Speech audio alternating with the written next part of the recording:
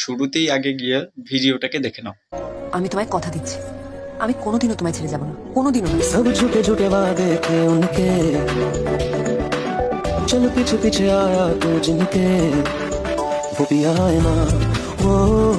তো ভিডিওটা দেখে এলে আবারও নাকি প্রমাণ হয়ে গেল যে নারীরা এক পুরুষে আসক্ত হতে পারে না।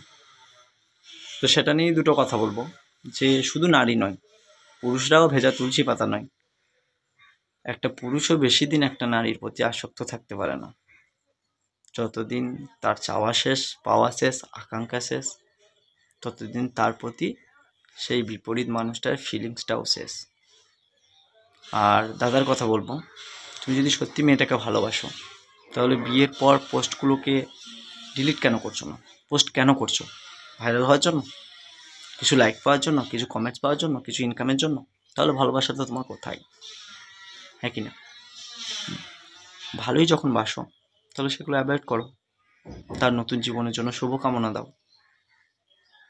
শুধু শুধু মেয়েটাকে সোশ্যাল মিডিয়ায় বেইজ্জত করার তো কোনো মানেই হয় না, তাই না?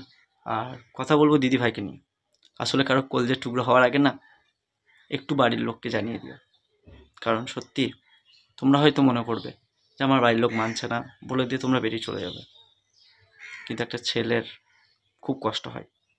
আসলে ছেলেরা, খুব কম ছেলেরাই মেয়েদেরকে ঠকায়, কিন্তু বেশিরভাগ ছেলেরাই শুরুর দিন থেকে, প্রথম দিন থেকে, তুমি যেদিন ফোনে কথা বলবে, যেদিন তোমাকে প্রপোজাল দেবে, সেদিন থেকেই বিয়ের পরবর্তী 60 বছরের চিন্তাভাবনা করে নেয়। তো সেক্ষেত্রেই বলবো যে